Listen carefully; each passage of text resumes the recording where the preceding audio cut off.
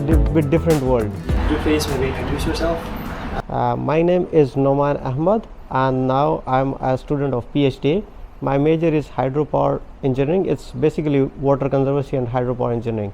I have been living here for quite a few years right now. Like I came here in 2018, then I left back during the COVID, and after the COVID I came back in 2023. So I did my master's from Hohai University, and now I am doing my PhD in Hohai University. Oh, that's great. And since you are from Pakistan, could you please maybe tell some differences between Nanjing and your hometown? It's like basically I'm from the Kashmir region. It's like a distributed region between Pakistan and India.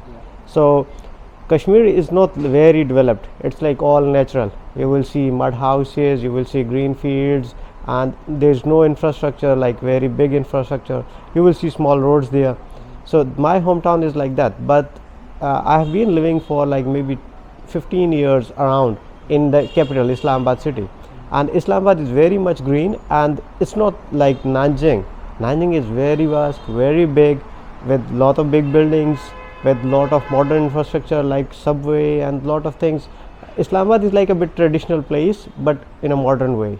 And it's like new city building, so it's still growing. And it will take few years to come to the level of Nanjing. Yeah, we will. And since you mentioned Nanjing as a very modern city, can you use maybe some other words to describe it? I can say that Nanjing is like, you can say it's a mixture or blend of a historic and modern city. Like this Gulo is not very modern, but if you just move few kilometers to the Shinjuku, you will see like its life is different, totally different. And if you go towards the Heishi district, like Olympic East Stadium or like that place, they have really modern architecture.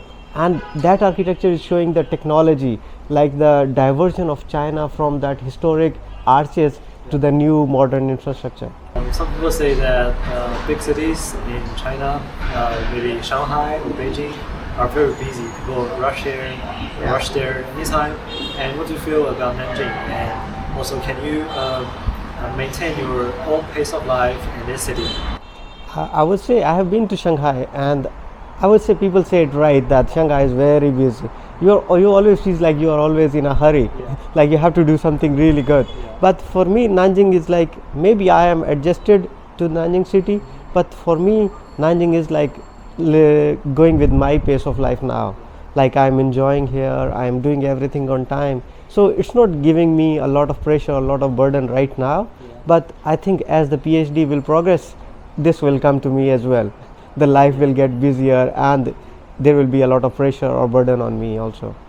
So good luck with your PhD. Thank you. And have you like visited many tourist spots during your free time? Actually, I really love traveling, and I want to see every place in this city. So what I did is when I came here in 2018, I started visiting new places. And you know, with FTA, and we have traveled almost every place of the city. And I really love like the places in the city, the tourist attractions, the places for the people to play, to see, to sit, relax. Everything is really amazing here. I really think that Nanjing is built with this thing in mind, that people will get busier and then they will need places to see, to relax, and they have made the places also. Yeah, since you mentioned the FTA, could you maybe like explain how it works? Because I joined your activity your tour to Nanjing, and it was great traveling with so many international students. And could you please maybe explain like how it works, how it starts, and also about your role in it? So FTA is basically it stands for Foreign Talent Association. So it's basically an NGO registered in Jiane district of Nanjing, and what we do is like we are trying to be a bridge between the foreigners and the Chinese. So when the people come new here, they don't know much about the city, they don't know anything. So what we do is like we take them to different places and then tell them how, like try to mix them with the Chinese culture. So what we were doing before, like in 2018 or during the COVID, before the COVID, we were doing cultural nights, we were doing game nights, and we also had a really big talent show that was Nanjing Got Talent. We got like 2 seasons of that, And the last season we did it with the finale of that event. We did it in Jiangsu Grand Theatre, and it was really good to see the talent coming from different parts of the world and getting together in this Nanjing city. So what I think is like FTA is making a contribution in this society, and they're also telling the foreigners about the different places in the city. You know, many foreigners come here and they just go to the lab, go to the room. They don't know anything about the city, or they never try to adjust in this culture or never try to mix in this culture. So we also arrange activities like the Chinese tea culture activities, like the moon festival activities we recently had, and the cycling activities. So we have activities with the locals also. So that helps locals to know more about the foreigners and foreigners to get mixed with the Chinese culture. Yes. So as a organizer of such activities, you must take a lot of time, a lot of energy. So what motivates you to do such things? Actually, when I came here in 2018, I had like people from Pakistan as my friends, but I wanted to make some new friends and see the different places around. So there was I saw an advertisement in a WeChat group that said that they need a volunteer for like skateboarding world championship.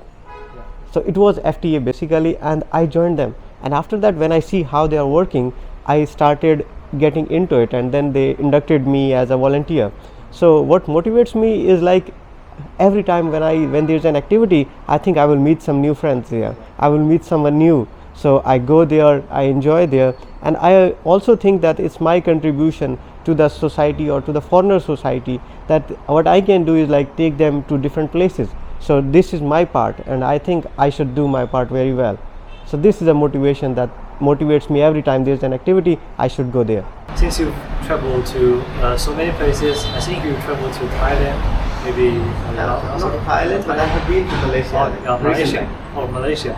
So, what are some advices for tourists or foreign people that have just come to a new city, and in this case, it's Nanjing? I would say that foreigners first of all respect Chinese culture. Like wherever you go, you should respect the culture of that area. You should not although you have a background, you have a culture, but it doesn't mean that you should mix or you should put your culture on them. You should respect them. So that's what my advice is, like whenever you come to Nanjing, respect the Chinese people and the Chinese culture, and then try to merge with them, because you are in a new place. As they say in Rome, do as the Romans do. So in Nanjing, do as the Nanjingers do. Yeah, so since there must be some cultural differences between maybe your culture and the culture here, have they maybe caused some conflicts or some difficulties for you? I can say that there are a lot of cultural differences. Although we live in the same country, but in the same country there are different parts, and they have cultural differences. So whenever you go to a different part, you have to adjust with that. So what I think is, like when coming here, first thing is food, because we are coming from a different region. So food is different, Chinese food is different, and we need to get along with it. So we should take some time. It's not I'm saying that first day come and try to eat Chinese food, but you should get along with it. And second thing is language. Like when you try to communicate, language is a big barrier here, and I feel that the Chinese people, they should also try to learn some English, because in Malaysia, when I went there, they have like people speak English good, so it's like easy to communicate. So what I advise to foreigners is learn Chinese, as I am also trying to learn, and I think so I'm getting better and better with the time. So I respect mine things, and I should learn Chinese. So Chinese should also try to learn for English, so that many foreigners should come and see the city, and if they have something about their mind in something about China in their mind, it gets changed when you come here. So you should come here, see the cities and see the everything, and then I am sure your whatever you have in mind, it will change. China is really different than what media shows and what people think that in the Western world. So can you maybe give us some examples? So what are some things that surprise you most? The most surprising things is like Chinese people are very hardworking. It's like in my city or in my country, people are not so much hardworking. They really like to relax, but the Chinese people, they are really hardworking. And what like something that makes me think like China is moving really fast is like there's a road, the photography street here. So there's a photography street near my university. The people take photos there. Yeah. It was not in a good shape. Last night when I was going there, people were starting working on there, and then next morning and in the evening, like after 24 hours when I was going there, it was all set. They made it the road in 24 hours and traffic was going on it. And if that thing was going to happen in my country, it would take maybe 3 weeks or 4 weeks. So what I think is like Chinese people are moving really fast. They do everything in no time.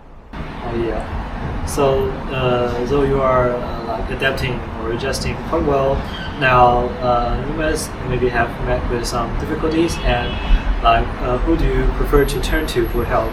So when you are faced with such difficulties. That's like a difficult question for me, because mostly I try to handle everything on my own. I really don't like asking someone for help, and if I really have something that I cannot solve myself, then I have like few friends that are very close to me and they are from my region, so I go and ask them for help.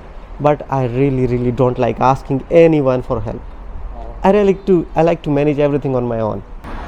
So do you think like these experiences of solving problems on your own can maybe help in your future maybe career or something?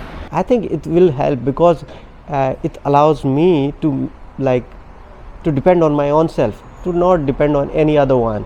So that thing, I think, like if I manage something on my own, I learn about that also. So I think that will help me in my future. And this thing is like I think this thing is a good thing. Like you don't ask everyone for help. Like they have their own problems, and you put your problem on them also. So that's why I like that. I should manage my everything on my own. There are some complaints from some foreign students. I heard it from a friend of my mom that works as a professor in university, that some foreign students are thinking that the Chinese students are not considering about them. They think that they should be maybe help them whenever there's difficulties happening. But for us, we may think that it might disturb some expats if we like keep an eye on them anytime. So what do you think? Do you like local people to knowing about all your problems all the time and just help you whenever difficulty is coming, or do you prefer like they just treat you as a normal guy and only maybe help when you ask for help? What I think is like in my lab group also, like the Chinese students, they don't really indulge or really mix with the foreigners.